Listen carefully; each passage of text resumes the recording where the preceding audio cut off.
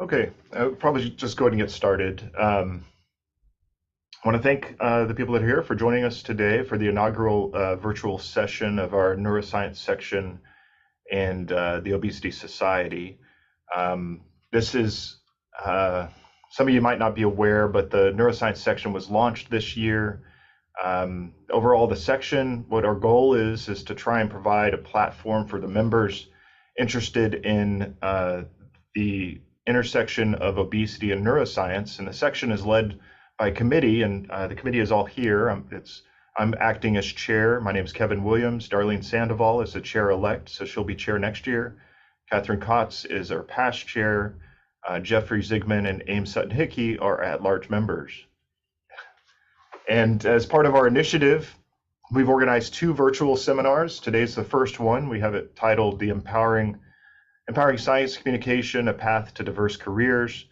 And our future seminar is going to be held in September. It's Academia and Industry, Knowing Why, When, and How to Make the Move. We hope these seminars provide a good platform for exploring diverse career possibilities and opportunities for growth in your careers. So now, without further ado, the goal of today's session is to shed light on the importance of effective science communication across different domains.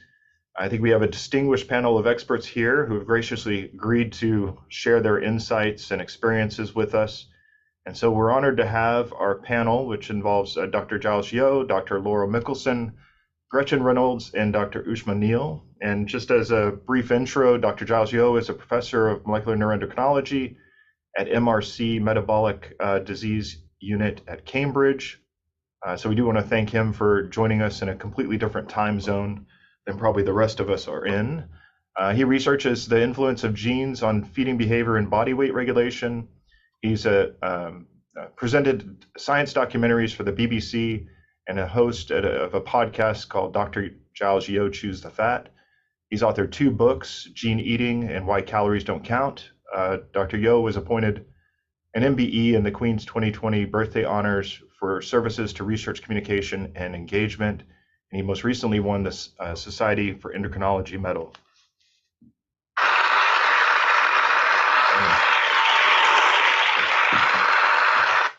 Our next is Dr. Laura Mickelsen. She's currently associate editor in the neuroscience team at Nature Communications. She received her PhD in physiology and neurobiology from the University of Connecticut, where she also worked as a postdoctoral fellow as well as at NIH, and she studied the impact of high-fat diet exposure on motivational pathways related to obesity and eating disorders. I think Dr. Mickelsen brings us a unique insight into the interplay between neuroscience and obesity and the scientific publication process. And next we have Gretchen Reynolds, who is an award-winning health columnist for the Washington Post and previously wrote for the phys ed column for the New York Times. She's also the author of the New York Times nonfiction bestseller, The First 20 Minutes. Ms. Reynolds is renowned for her insightful coverage of health, fitness, and science, providing valuable perspectives on the latest research and discoveries in the field.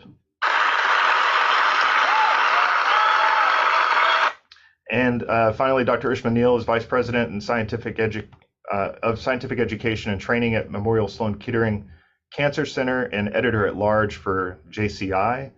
She also served as the director of the Office of the President at Memorial Sloan Kettering and Chief of Staff to the President and CEO. In 2016, she transitioned to her current role overseeing the educational mission of Memorial Sloan Kettering. Dr. Neill's vast experience in scientific communication and education adds an essential dimension to today's discussion.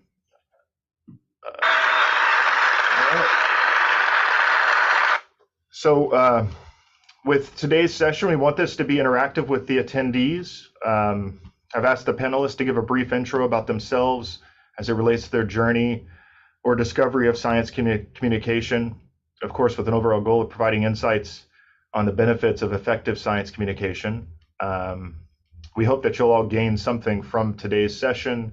As for the attendees, you may type your questions into the chat box and we can address them as we progress through the session. Please feel free to write your questions at any point and we'll try and address them throughout any of the sessions that are ongoing. Please address the questions to the panelists that you might want the question answered from, or if you want it from the entire panel, you can address it that way as well. So with that, I'll turn it over to the panelists, and we'll start off with Dr. Giles Yeo. Thank you so much for having me, Kevin. It is, what time is it right now? It's just gone 7 p.m. here in Cambridge, the real Cambridge, I want to point out. And I am an academic here, but I have probably since 2014 got into science communication in quite a big way, and I got into it just by serendipity. As with most things in life, it was entirely by chance. I guess I'm not a shy person. You'll see within 3 nanoseconds, I'm not a shy person, so that does kind of help. But I studied the genetics of obesity, and I remember that and I'd done stuff like the science festivals. I could talk to at my son's grade school when he was a kid, and things like that. But beyond that, and speaking to the academic bubble, I didn't actually do any science communication in any big style. But then what happened in 2014 was one of the channels here in the UK, Channel 4, contacted me, and they needed a talking head.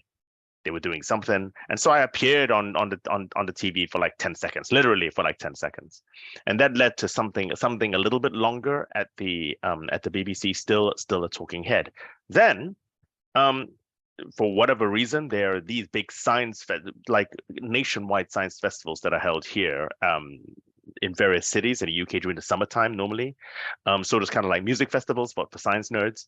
And the BBC has a tent at one of these science festivals called the Cheltenham Science Festival. So they asked me whether or not I wanted to go along and do a Q&A about genetics of obesity with the presenter and the producer. And I said, and it was on a Saturday, they paid my way, they gave me a free ticket. Why not? So I showed up. It was supposed to be, how do you make the documentary, things like that.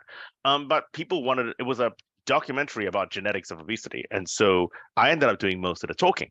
And unbeknownst to me, sat in the front row was a senior exec at the BBC. I didn't know who the hell he was, but it turned out to be an audition without knowing it was an audition, which is the best kind of audition.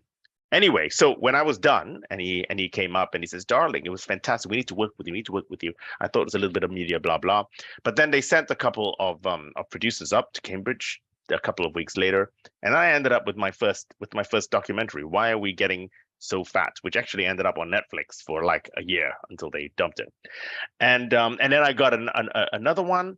And then after that I will shut up soon, I promise. And then after that, then I got the weirdest phone call. I got a cold call from a book agent, from a literary agent, who said, "Dr. Yeo, would you like to write a diet book based on your genes?" No. No, but I have a book in my head somewhere, maybe.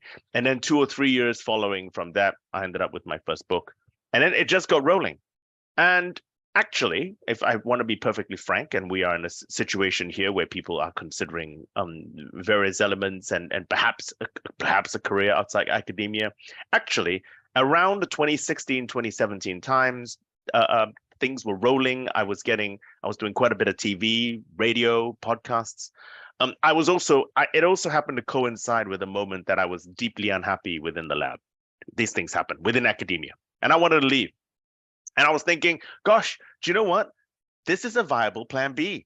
I said, maybe I could make this work.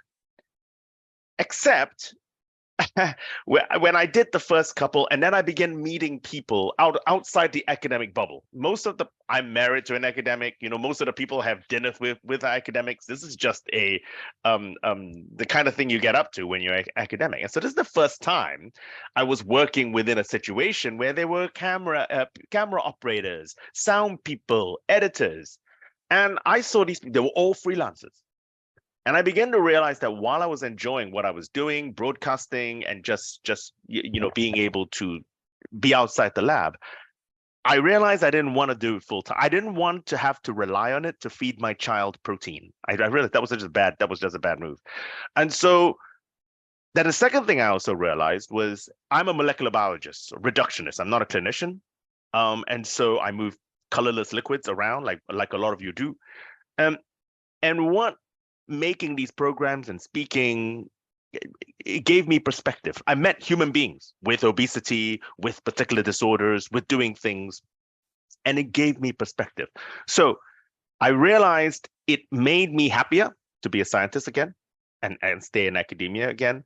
And And I think it did make me a better scientist because it gave me perspective, which I think is absolutely crucial. So after all that, and actually I coming around, I think I have found a happy medium. I am doing my my academic work as we all do, research, publishing papers, that kind of stuff.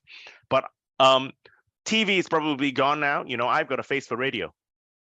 COVID killed it, to be fair, and but I do a lot of. I still write. I do a lot of radio, a lot of podcasts, and actually, I have found a happy medium. I'm happy with my science. I'm happy with my broadcasting career, and I think I found a blend, but between the two. So that's it. That's what I wanted to say. It was my journey through trying to find science communication, and actually, what COVID, I would like to hope, has shown us.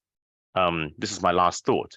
Is that over the past 3 years or so, we have seen some wonderful examples of science communication. I think we would agree. I think we'd also agree we've seen some god-awful examples of science communication. And put simply, I am here, I'm speaking about this, I am passionate about this, because in a pandemic, it's quite clear, bad science communication kills. But actually, in reflection, standing back to whatever other disease or traits you might be studying, I study obesity, I think bad science communication kills always, okay? For obesity, maybe over a longer period of time. For cancer, it'd be a different period of time. For COVID, it kills you quicker. And so I do believe that whether or not you choose to do science communication in a big styly way, like I choose to do, or not, I think we all have a duty to do just a little bit of science communication. Thank you very much.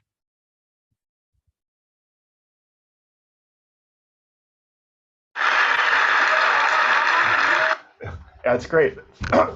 Thank you for that intro. And we're going to go around, I think, to the speakers or the presenters and have them each give their intro, and then we can go into the Q&A following that. So the next one up, we'll do Dr. Laura Mickelsen. Hi, everyone. Thank you so much for having me. Yeah, so I guess my story will also have a little bit of serendipity and just kind of happens sort of things. So I got my PhD at University of Connecticut, where I started out in an ePhys lab doing like circuit things. And then it just kind of snowballed into starting to do single cell analysis of the lateral hypothalamus, which was what we were recording from, but it was right around like the bubble of single cell, kind of everybody jumping on and wanting to do it. So I kind of got in on that ship and started doing single cell work, looking at cells in the LHA and how they interact with different behaviors like feeding and sleep and stuff like that. So then from there, I moved on to a postdoc with Michael Crashes at the NIH, and he does a lot of feeding and metabolism type work. So I took my experience with single cell and some ePhys and opto and chemo, and was looking at how cell populations in the ventral tegmental area change in response to high-fat diet, and how that rearranges the reward and motivational pathways in mice who have been fed high-fat diet. So my postdoc started basically right around COVID. So I started in September of 2019, and basically 6 months in, COVID kind of hit. And starting out as a postdoc was really, it was a difficult time for everyone, but in terms of the career, it's hard to start out a postdoc and then not be able to go into lab and be trained and know where any of the stuff is. And the NIH was particularly strict as well. So we weren't even able to go back into lab until around 2021. And even still, I think they have major restrictions on it. So it was like during that time that I sort of decided that I didn't want to be in academia anymore. So it was something that I had always kind of flirted with throughout my graduate school, like, oh, I'm not sure if this is really the direction I'd like to go, but I wanted to keep my options open, which is why I decided to do a postdoc, because you can always do a postdoc and go out, but it's harder to come back. So it was, yeah, I was doing that postdoc for about 2.5 years. And toward the end of it, I decided, okay, like I want to see what else is out there. So one thing that I did decide also is that I didn't want to work with animals anymore. I have kind of like a bleeding heart for animals, and I didn't want to do that aspect anymore, and certainly not for a big pharmaceutical company. So I kind of wanted to explore alternative options, which I guess in my career path wasn't really given to me that much. So I kind of had to explore it on my own. So I basically just started contacting everybody I could, from my grad school PI to postdocs I was currently working with at the NIH, people that I knew had left industry or had left academia and gone into industry. And I probably talked to dozens of people about their alternative career paths, anywhere from medical writing, grant writing, people who were consultants. I talked to somebody who's in the financial aspect of things, just like anybody who I can, to just hear what they liked about what they did and if it was something that I was interested in. And during that process, I applied to plenty of jobs, and my graduate school PI actually sent me an email with a link to Nature Communications, which was hiring, and they happened to want somebody who was in neuroscience, who did single cell work and genomics work and had a background in physiology, metabolism. Like, it was all there. It was like, they couldn't describe me any better. So I applied, and throughout the entire process, like, it was a very long interview process. There was about 4 different stages. And after each stage, I was just like very energized. Like, I really liked everybody I was talking to and the descriptions of the jobs. And part of the interview process was like a manuscript test where they basically give you a bunch of manuscripts. You have to decide whether you would send it out to review and why and all this stuff. And after each point in time, I just really enjoyed it. So they offered me the job and I took it. And this was around 2022, and about a year ago now. So I've been on the job for about a year. And yeah, that was kind of my story of how I got here. Great. Thank you for that. And we're going to go to Gretchen next. I have to start by saying I feel very undereducated since I have a bachelor's degree in English. And in fact, you should all know that most of the media who write about science and health are probably journalism majors and have never had a science class. My last science class was EEE 101, and I never figured out what the third E stood for. So that tells you my science background. So I graduated with an English degree and started writing. In fact, I was going to do a PowerPoint for this, and my first slide showed a stream meandering through the landscape, because that was my career trajectory. I actually started out writing hard news. I covered things like crime and politics and all of that, but I was always very interested in exercise and health, and there was very little coverage of that kind of information, except somebody's personal trainer that would get quoted. And so I became an editor at Outside Magazine. I don't know how many of you know that. It mostly is adventure stuff, but a very good writing. And I was very interested in the writing. But one of the editors left and went to the New York Times and asked if I might be interested in writing about sort of exercise in a more sophisticated way than had been done in big newspapers. What he was interested in is what we call service journalism, which is how to do something, but smart service. And I suggested that we come up with a column that really focused on actual science, the science of exercise, because it wasn't being done. There basically was none of that, particularly in big mass media. And it turned out that people really wanted that information. I hope this doesn't sound self-aggrandizing, but one of my early columns came out that the same week that Barack Obama was elected president. And it was about why you don't need to stretch. And it was emailed more often than the information about Barack Obama being elected president in the New York Times. It was ludicrous. I'm kind of embarrassed about it, but it was very clear proof that people wanted this information and they wanted it to be authoritative. They wanted some kind of scientific backing for it.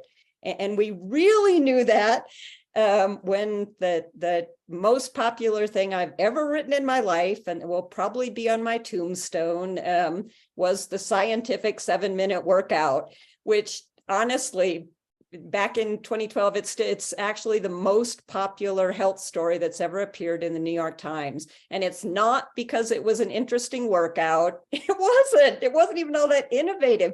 It's because we put scientific in the title, and none of us really expected that.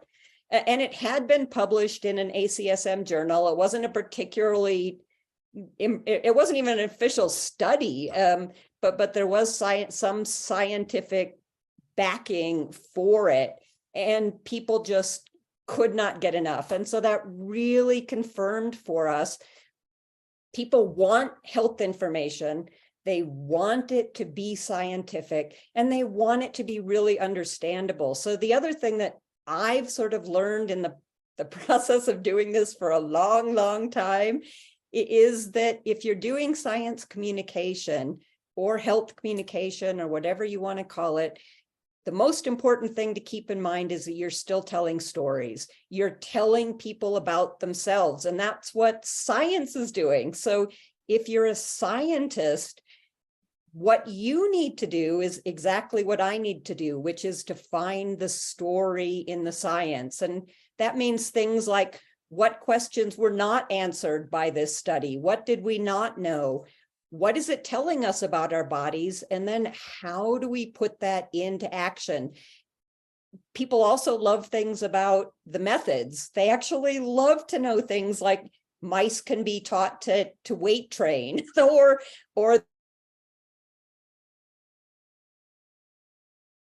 Oh no. Oh, we lost her. and is so much more fun to write about, to talk about, than anything that appears in Cell Metabolism. There are ways to tell these stories that just really interest people out there. And that, as I said, I was going to do a PowerPoint on this, and I was going to end with, so why is this so hard? And mention something that Dr. Yeo just mentioned, which is, for instance, I just wrote a column not too long ago about a study showing that people who exercised had a stronger response to the COVID vaccine. They produced more antibodies. It was a very simple study. I didn't think it was particularly controversial. I put it up on Twitter, and I don't know, maybe 1,000 people noticed it or something. Then it got picked up by the people saying, you're trying to kill us by talking about coronavirus vaccines. 100,000 people immediately picked up on that. Those are better stories. Those are simpler stories. That they're still stories, but they're really powerful. And now finding a way to get across the stories that convey good science is even harder than it was when I started, because people are better able to tell bad stories. And I'm not quite sure, honestly, how to combat that, but it's certainly something to talk about. So thank you for having me.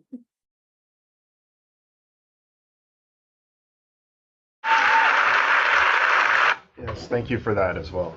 And then our last panelist, Dr. Ushma Neill, and then we can move on to our Q&A section. Thanks for having me. And I know someone coming from a cancer center is a strange guest to have invited to this. And I'm going to repeat many of the things that Giles and Laura and Gretchen just said. Of all of the things that I've ever written, the title of it absolutely matters, Gretchen. That's a really great point. The thing that I have written that has stood the test of time was an editorial I wrote called Tom Cruise is Dangerous and Irresponsible. It got me into Wikipedia. It's gotten me death threats from Scientologists. It's gotten me all over the place. All right. Having said that, I finished my bachelor's, master's, PhD at Northwestern. A common theme of what you'll hear from me is that my geographic goals have been just as important as my academic and professional goals. So I had always wanted to move to France for my postdoc because my first boyfriend was French. And well, then I fell in love with somebody else who only spoke English. So we ended up in London, and I was at Imperial College for a couple of years doing my postdoc, and that was fantastic. And where I lived was on the basin of this canal, and across the canal, I had no idea, but I was staring at the Nature Publishing Group's offices in London. Now, this was 1999. You can tell I've got a lot of gray hair, so I'm a bit older than some of the other participants here. But back in 1999 and till 2001, we still read paper journals. So the end of my postdoc was coming along, and I was reading through Nature, and in the back, there was an ad that was covering for a 6-month maternity leave it was a 6-month position at Nature Medicine.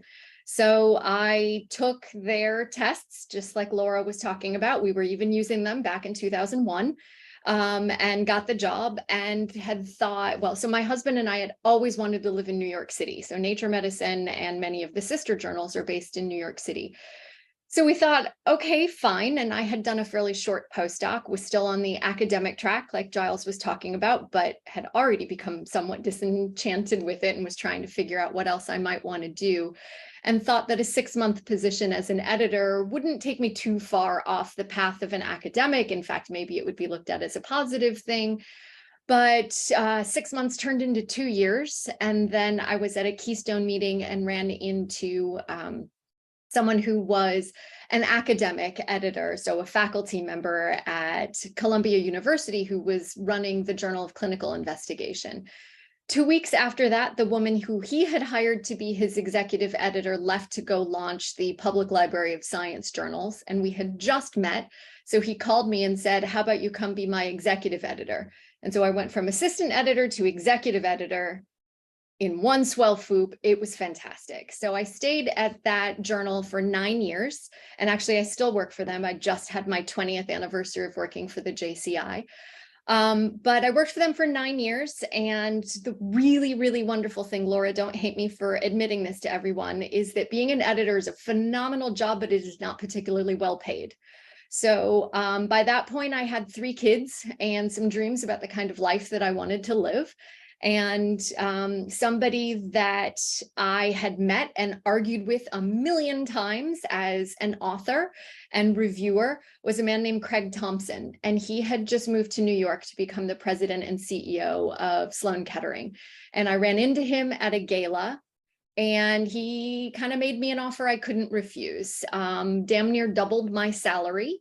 And so I came into academic administration, and here I have learned a very different form of scientific communication: diplomacy, fundraising, board governance, confidentiality, when to keep your mouth shut, when to say things, how to say them to the right person, et cetera, when to joke, when not to joke. And all the while, I have kept up my affiliation with the JCI.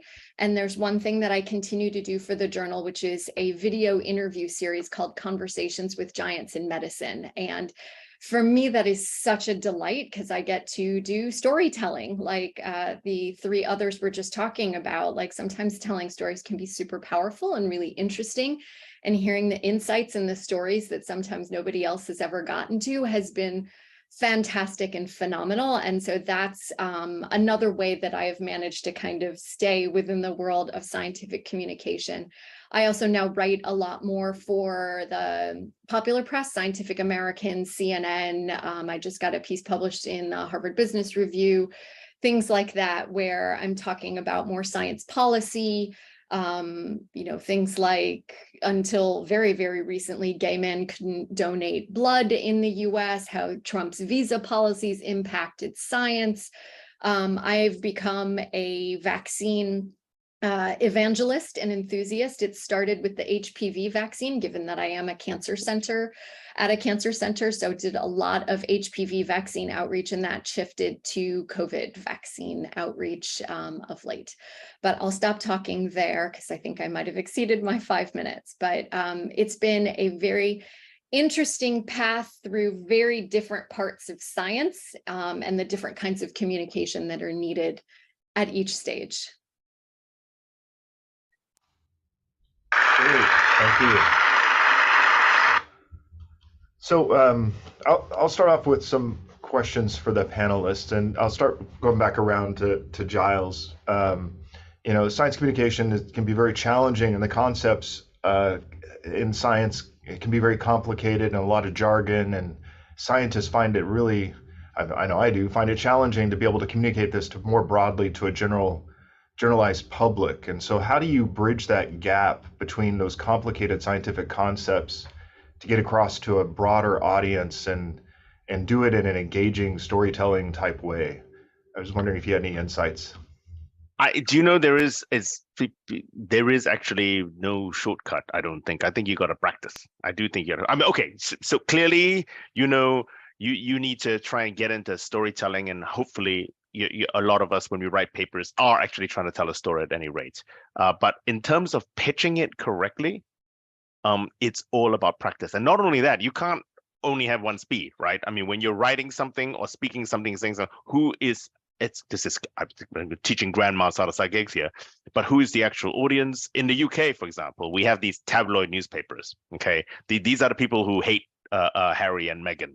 That kind of tabloid newspaper, and I do write for one of them, and I'd like to think I give information equally well across there, rather than writing for a broadsheet or a long form piece of writing or speaking. So I think it's practice on people, and then you will make mistakes, and then you will get better. That's certainly how I actually did it. It's a very boring answer. I'm really sorry about that, but that was the way I did it. Okay, yeah, that's great. And then I'll move on to Dr. Mickelsen. First of all, I think everyone just wants to know when their manuscript is going to be accepted. But as editor at Niche Communications, you actually mentioned in the hiring process that part of it was trying to determine whether or why you would send out a manuscript for review. And I think probably part in that is the way the manuscript is actually communicating its science. And so I was curious on the editorial aspect of looking at papers or manuscripts that are being submitted, how do you evaluate the effectiveness of their science communication in the research articles? What kind of criteria do you use when determining if it's being communicated properly, or maybe if it's going to be sent out for review or whatnot? Yeah, so that's a great question. Probably a lot of people wonder the same thing. In terms of getting the message across appropriately, we really look at the intro and the abstract for that. So the intro, I mean, it's really important. I mean, I know some manuscripts I get, it's like a paragraph long. They don't care about it. They just want to get right back to the results. But it actually is really important. And it's typically where editors will go to see, like, because I mean, I get manuscripts from all over the place. A lot of it is in my remit and I'm familiar with it. But we only have our team of 8. We get hundreds of papers a week, a day, even. So sometimes I will be getting manuscripts that are a little bit outside of my remit. So the introduction for a lot of editors can be a good place to see, like, okay, like, why is this being done? Has it been done before? What is the actual advance of this? Is it incremental? Is it just kind of like one step further than what's already been done? Or is it completely novel? So especially for any editor, and it's also important for reading it as well and the reviewers, but I think the intro is a really important place for that, and that's where we'll look for those things. And then for all of the journals, it's really different, but for Nature Communications, we're looking for a pretty significant novel message, but on top of that, being very well done and well presented as well. So everybody who always says, like, figures matter, the quality of the figures matter, and make them pretty, definitely do that. And yeah, in terms of getting it out, we do a lot of work afterwards. So the reviewers will typically ask if it has been sent to review. The reviewers will typically ask for things to be presented better, or this reference was missing, or like this needs to be discussed more. And then we as editors will kind of hammer those things in a little bit more and be like, okay, this needs to be addressed. Yeah, so hopefully that answers your question. Yeah, that's great. Thank you. And moving around, we'll go to Gretchen. And so she's, your column at the Washington Post, you have also the duty, obligation, and communicating that scientific research to a diverse audience and trying to ensure that the column is informative and engaging to your audience, but also relaying on the accuracy of the scientific content that's trying to be presented, which can also be complex. I was curious about your approach to that.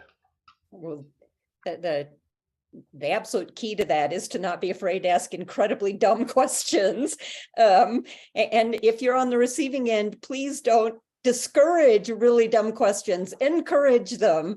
If you're talking to a journalist and you get the feeling that they maybe didn't understand, say, was that clear? And I always think, I mean, this will sound like a bit of a cliche, but I think this too is, would my mom understand this? And that's not a bad way to approach your own thinking about your science, is what would I tell my mom, or what would I tell my best friend? And I sometimes tell scientists that one good task is to write the headline and deck for the story you'd like to see about your study. And that means write a question headline. Say, if you're looking at obesity and you did a study about, I mean, this would be ridiculous, but do blueberries help with weight control? So is that the question, and what's the answer? And can you write the question and a one-sentence answer or not? And if you can't, then you can't convey it to other people. And that the simpler you can make that, the better, but that doesn't mean it has to be stupid. That's, I think, and unless this is apocryphal, supposedly Einstein said, make everything as simple as it can be, but no simpler. And I try and keep that in mind. Audiences, the public isn't dumb. So if you can find a way to really simplify your science, but not oversimplify it, that's the sweet spot. Did I answer your question? Yeah, that's great. Yeah. And then you raised one about blueberries that I think Giles might be able to answer. I don't know. I just made that up. Yeah. So yeah, it's great. Thank you. And then in a similar vein of questions with Dr. Neill, you mentioned your conversation series with JCI, which I've followed over the years, and I think it's a fantastic series. So anybody that's attending should definitely check it out on JCI's YouTube account. But as an interviewer in that series, you're interviewing giants in the field of medicine, metabolism, and trying to communicate those concepts, ideas, discoveries to a broader audience. And I was curious about, in your role there as a interviewer or as a moderator, how you approach the question aspect of asking these individuals in a way to get them to communicate their concepts and ideas to the broader audience, if there's a way that you approach that in preparation for your series. That's a thoughtful question, Kevin. Thank you. Well, first off, I cyberstalk the hell out of anyone I'm going to interview. I mean, I at one point asked Don Ganem, who was HHMI and at UCSF for many years before going to Novartis as their head of biologics, about when he got caught kissing a girl in first grade. And he's like, how did you know that? So I will watch every video out there. I will read most of what they've written. I will, look at anything that they've covered before. So the hardest ones for me are usually people who haven't been extensively interviewed or just have not given a whole lot of themselves, their personal information into the press. So most of the time, these people are chosen for that series by me, by the fellow editors at JCI. They're suggested to me because of the body of work that they've done. at one point I was reconsidering, like, is everybody an octogenarian? Like, are there any younger people who have come up with this stuff? And then, as I was saying before, it gets a little bit more complicated. Now, that series is pointed at a JCI audience, so a little bit of science isn't really such a terrible thing. It's not necessarily pointed at people explaining their science and like what is a Western blot to anybody else. It's for the people who are coming to things like this. So if any of the interviews get picked up, you know, for something else, like the one that I have out there that's been seen the most was an interview I did with Tony Fauci back in 2014 that's now up over 80,000 views and was quoted in the New Yorker and stuff like that. That was when I got the most people writing to me or following me on Twitter, was because I was name checked in the New Yorker and not in anything where they contacted me. They had just watched the interview. So really it's going back to what Giles was saying before, you got to practice. And then one small anecdote, the very first interview that I did was with Harold Varmus. And I don't know how many of you have ever had the, let me choose the right word, pleasure of meeting him, but he can be somewhat prickly and honest. Yes, Giles, I think that's what I was trying to get at. I asked him a question at one point and he just looked at me and after a very pregnant pause said, "Why don't I answer the question I think you should have asked?" So sometimes you just have to like swallow your pride and move on. You know, Giles, I wonder whether or not you've also had this in all of the people you've interviewed where they dodge the question or they don't answer the question or they're just jerks about it and you have to roll with it, partly because cameras are rolling, but also everything can get edited. So that actual comment from Harold did not make it into the final posted interview. Wow, I think what happened. That's interesting. What just an answer to your question. When you do encounter such human beings, my favorite way when doing an interview is just to, particularly if cameras are rolling, is to give them rope to hang themselves. You got to be able to do it. Okay, so in other words, you do it, and if you can do it, sometimes you fail, but if you can get them to say something to hang themselves, and you're just nodding your head, then I chalk that up as a victory. Not that is the goal. That is not the goal, but that sometimes that's the way. If someone, what a dick. Pardon me, my French. You know, then I'm thinking, well, how can I do that? That's what I do. Okay, I'll shut up. Yeah, that's great. Well, we're coming back to you, Giles. So you're up next. So, so in your last book, you mentioned that meeting your agent Charlie was it's a significant role in getting you to actually write your first book, and something along the lines that after writing your dissertation, you said you would never write anything that long ever, and you ended up writing a book. And not to dismiss smaller forms of prose, but writing a manuscript alone can be daunting. And so I was curious about what was that actual push to get you to write that book, and motivations maybe behind it as it relates to potential stigmatization of larger individuals, or any insights you had. It's an interesting question. I think all of us, I think many of us have this dream that maybe you have a book. That was a huge, and it's one of these where my agent, literary agent, then somehow managed to kind of winkle some kind of proposal out of me. And for those of you who don't know what a book proposal, for those of you, some of you do know, but a book proposal is you have to have a one-page selling document. Why this topic, why now, that kind of thing. You have to have a structure, a chapter structure, what the chapter structure might be, and you have to have a sample chapter. And so he managed to extract this from me, and clearly my interest was in broader education about obesity, okay, and about its complexity. And so, and he then managed to get it bought, okay. Then the writing began, and I immediately regretted it.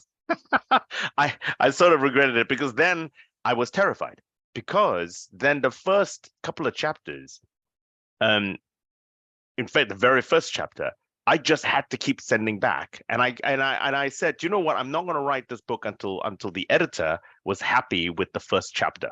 Okay, and this is because I didn't know what the hell everything at the second book I then wrote entirely, but the first, and what they kept telling me was, you gotta let it breathe. You gotta let it breathe. I was writing too densely. I was writing like not like an academic. I thought that I was actually I'm doing something, and then what I then realized was there is a amount of facts per 100-word delivery. No, not even per 100 words. Facts per page. How many facts per page are you going to deliver? Say one.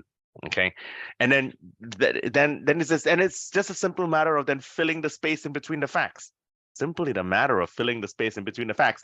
Then that's how I got it. The moment I got into a rhythm of how many facts they wanted to deliver it, then if I was, say, taking a 1-hour plane flight, you don't do this now, but a 1 hour from London to Edinburgh or something, right? It's an hour, then I can say, okay, I've got 500 words to deliver a fact. Can I actually write that 500 words on this plane? And actually I could. And so that was the way that it made me consider every single fact that I was going to deliver. And I think when I finished writing the book, I felt that I knew more about my subject than when I first began it, even though I thought I was writing about something that I knew about. So that was good. I don't know if that answers your question. Does going through that process, did it change the way that you give lectures, you present, thinking about density of facts per, I don't know, slide or time in which you're giving a presentation? Has it modified that at all?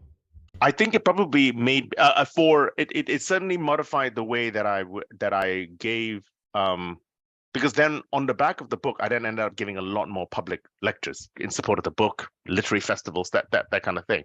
And that was a different experience, because even though I would speak at a science festival or something like that, it's a very different audience, because the people there at a science festival are there to listen to the science festival. Whereas if you actually go to a book festival, hey, or something like that, when you actually go and you stand up and speak, they're not there to listen. They're there because they think that you might have something interesting to say. And so it was the first time I did it, I was going, ooh, I may have pitched that slightly wrong, and it made me a better presenter to a completely non-science audience entirely. That's interesting, yeah.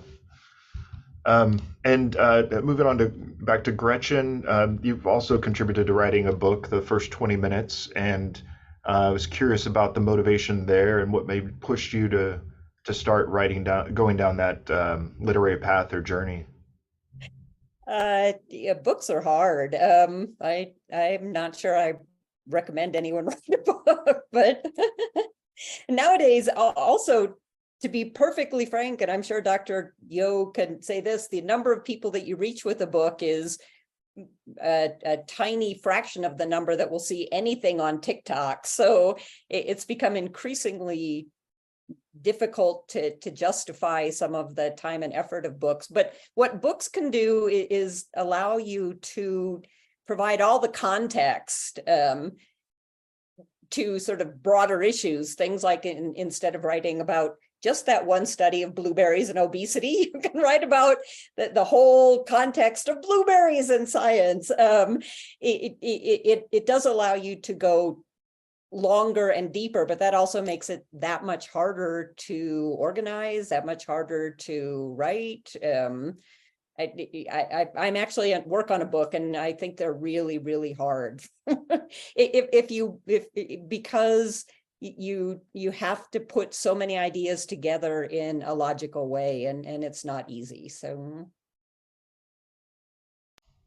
Great, thank you for that. And Dr. Mickelsen, I guess, what do you think the role of scientific journals should be in promoting science communication to a general public? A lot of times, or I guess I'm asking this in relation to academia, many times will be involved in editorial processes in journals, especially as it relates to society type journals where we might function as special issue editors or maybe even an editor itself in the journal. But it's common, I guess, in publications that you're writing your manuscript for other researchers in the field and not necessarily for a general audience. And I don't know what your perspective is at the journal side. Do you consider much of your audience to be a general public, and the role that the journal would have in trying to relay the science that's being published in that journal to that audience? Yeah, so yeah, that's a great question. I think there's kind of two prongs. So at least in Nature and a lot of other journals, we have the normal academic closed journals that require a subscription. You have to pay for each article, all that stuff. And then we have open access ones, which Nature Communications is an open access journal, which I think is the first step. I'm pretty passionate in general about open access because I think a lot of times this research was funded by taxes and everybody should have access to the results and it shouldn't be behind a private paywall. So I think that is kind of the first step. I think more open access, but I think then you kind of get to what you alluded to, that a lot of times these papers are not written for the public. It's written for scientists, like by scientists for scientists, and even more specifically in scientists in that niche. Very rarely are these papers, an immunologist can pick up a metabolomics paper and understand everything, or vice versa. So I do think that something that our journals are working toward, and I think we should do more of, is writing pieces that editor-led pieces, combining a bunch of different topics, maybe like a collection of things, and make it accessible for the average person, and also obviously make it free as well for them to access that. I know that journals do that to some degree, but I don't think, as editors, we're not really trained to disseminate this kind of information to the public. So I think that that's something that I would love to see going forward. And I think that scientific journals almost have kind of a obligation to their readers to do, because I mean, it's important work, and it's important to get it out there to people and have people be able to understand it. So I think that at least at Nature Communications, we're trying to do that more, on top of even Gretchen mentioned it, like TikTok, all those things get likes and views way more. So I know that like Nature Communications is on, and most of the journals is on Twitter. We try to promote things that way, but even still, I mean, the summaries are very scientific. So I think that's something that journals could do better at. Yeah. Great, thank you for that. So we have some questions that are in the chat here. We have one from Alexandria.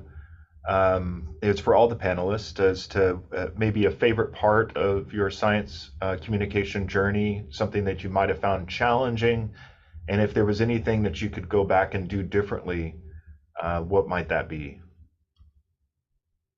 So we could start with Giles and move around. Favorite part of my science communication journey. I think that's difficult to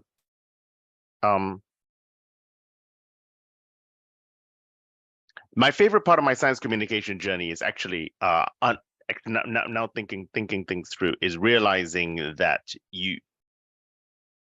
I did a documentary called What's the Right Diet for You, and one of the elements of that, we did like polygenic risk score of a bunch of people who find it difficult to lose weight. Well, look, I don't think it was very scientific, but anyway, and the goal was then to kind of see, we measured their gut hormones, we did emotional eating scores, we did a number of different things to find out why some people might actually find it difficult to lose weight. Okay, and that was neither here nor there. But I remember speaking to this guy called Mo. Okay, now he probably, by the time he was probably in his early 60s, large guy, find it difficult to lose weight, and he had a really high polygenic risk score for obesity. So he had a high genetic risk, but it's sort of like, it's a circular argument because he was already had obesity. But, and I remembered speaking to him at the end of this shooting day, and we just revealed the score, and I said, look, I'm sorry, I really can't help you any more than saying that you have this high risk, and but there is no magical bullet. In order to lose weight, we still have to kind of get you to eat less. And what he said was, actually, no, Giles, you already did help me. I says, how have I helped you? He says, because all of my life I've been called all the bad words for being larger, as you might imagine what these bad words might be, and descriptions. And I've just found it, very depressing because I thought I was bad. What you're telling me is the reason why I'm finding it difficult is because I'm fighting my genes, I'm fighting my biology. It says it doesn't change. I understand I still have to eat less, but at least now I know when I find it difficult, it's because my biology is making it difficult, not because I was bad. And I did that. And when I actually left that day, I was going, oh my God, I don't think I've ever had impact on anyone before, bar when I publish a paper. That was probably my sealed the reason for me to actually keep doing science communication. It was that one interaction with that one Mo in 2016. Very, very interesting. Yeah. We'll go to Laura. The question was related to favorite part of your scientific journey, or maybe something you would go back and do something differently. Yeah, so my scientific communications journey is sort of still in its infancy. I've kind of only been doing it for a year, but I would say my favorite part so far is just actually doing this job and really enjoying it. I mean, Ushma mentioned that it's a really fun job. It's a really great job, despite some of the drawbacks. But yeah, I've just really enjoyed like reading papers again and reading them and it being fun and reading things that I might not have normally read about and learning about that. I think especially in your graduate school and your postdoc, you're reading very pointed papers that will help you with your project. And you're not really, unless someone's forcing you to, you're not really reading papers outside of that field. So I think my favorite part so far has been doing that and kind of like reigniting my passion for all of science, not just really what I was specifically researching in my graduate school and postdoc work. I don't think I would really change anything either. I mean, it was like a long journey and all that. And like there were parts that really were difficult, but I mean, it got me to where I am. So I think I really wouldn't change anything, I don't think. Great. Go to Gretchen. Well, I have sort of a two-part answer to that because there are two parts of my job that I like the best. And one is talking to scientists, which is really fun, partly because they tend to be so excited that someone read their study. It's like, wow. And they usually are actually really good at telling me about their science because it's all they think about, and they're really happy to discuss it, and they don't care that I'm asking really dumb questions. And it's a lot of fun. It's a lot more fun than when I used to talk to politicians who are terrible. And then the second part of my job that I really like, and that all of you should know, is that what I do does in fact sometimes change people's lives. And that's thanks to the science that you guys are doing. I mean, I get emails and messages all the time from people saying, thanks to you, my mother's walking every day now. And I wrote a column recently about a friend of mine who actually died suddenly of heart failure, a woman who was very healthy and very active, but she died. And I wrote a column about sort of the science of women, including fit, healthy women and heart conditions. And I got emails from at least 3 people who said, I think you saved my life. I went to the hospital and I wouldn't have. And that's the level of impact that science communication can in fact have. And that's pretty profound. So as I said, I love both talking to the people making the science and hearing from the people who are benefiting from it. So thank you guys, and keep making science, please. Great. And then we'll move on to Ushma. All right, I'll be quick because I know we're at the top of the hour. Yep. So I have a number of most favorite vignettes that I have gotten out of people. And a couple of years ago, and I just dropped one in the chat, I put together a bunch of them. But this, I timed the link to exactly when Bruce Alberts, who of the famous Molecular Biology of the Cell textbook that we all probably read from, talks to me in a story that I had never heard him tell before about why we have the human genome, and it's because of baguettes. And so please watch this little story. But I've gotten the physician-in-chief of the Massachusetts General Hospital told me a story about being on the USSR Space Medicine Commission and having like a Russian whore jump into his lap. I mean, like, there's just amazing stories to be found and told out here. But honestly, my very favorite moment in all of this was I got to write an article for Scientific American about being a woman in science and the amount of harassment that I got being an editor. And I started at age 27 and mostly through my 30s. And you go from being a graduate student that nobody wants to talk to standing next to a poster to showing up at a poster session with Nature Medicine or JCI on your badge. And all of a sudden you're, everybody wants to talk to you. And some people want to talk to you in an inappropriate way. And that was one of the articles that I wrote that was the most gratifying in terms of the reaction that I got from allies and champions and peers saying, I had no idea. Why didn't you tell any of us before? But it was only just starting to be normalized. And from other women who were talking about their own experiences. And, I don't think that I changed much in terms of giving air to it, but I had a platform. I had the connections with editors. I could write about that. And it started a lot more conversations, at least at my home institution. And there were a number of people, at least here at Sloan Kettering, whose minds I changed about the way that they should be talking to their peers. So that was extremely impactful to me. It's like being able to feel like I could use my voice towards change. Great, thank you. And yeah, we are at the top of the hour, so I think we'll probably draw this to a close. I do want to recommend coming back for our next session, which will be September 7th, 2023, 1 p.m. Central Time, 2 p.m. Eastern, on academia and industry, knowing why, when, and how to make the move.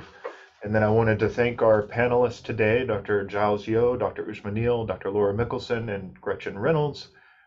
Thank you for joining us and sharing your insights on science communication, careers, and how to get involved in those types of career opportunities and how to communicate effectively, which I may or may not be doing right now. So, but thank you so much for everyone that attended, and hopefully we'll have this recorded and available for future viewing. So.